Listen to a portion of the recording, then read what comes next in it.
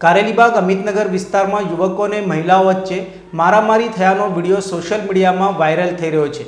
બનાવ સંદર્ભે પોલીસે તપાસ હાથ ધરી છે। વડોદરાના કારેલીબાગ ધમધમતા અમિતનગર રોડ ઉપર મંગળવારે બપોરે અચાનક જ હલચલ મચી ગઈ હતી, જ્યારે જાહેર માર્ગ ઉપર મહિલા અને કેટલાક યુવકો વચ્ચે ભારે બોલાચાલી બાદ લાકડી અને વાળ પકડીને છૂટાછવાયા હાથે મારામારી થઈ હતી।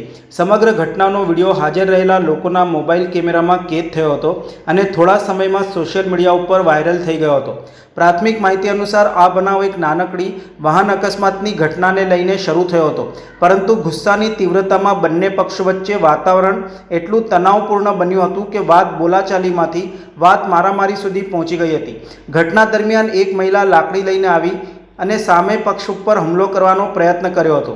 બીજી મહિલાએ માથાના વાળ પકડી ડીશુમ કરાતા દેખાતા દ્રશ્યો લોકોમાં ચર્ચાનું કેન્દ્ર બન્યા હતા। મારામારીની ઘટના વચ્ચે ટ્રાફિક પણ જામ થઈ ગયો હતો અને આસપાસ ટોળા એકત્રિત થઈ ગયા હતા। હરણી પોલીસ મથક દ્વારા ઘટનાની તપાસ હાથ ધરાઈ છે। આ ઘટનાએ સ્પષ્ટ સંકેત આપે છે કે આજના સમયમાં લોકોની સહનશક્તિ ઘટી રહી છે। નાની નાની વાતો પર મોટું ઘર્ષણ સર્જી શકે છે અને ગુસ્સો એવી કદરથી ફાટી નીકળે છે કે સંજોગો અણધારા બની જાય છે।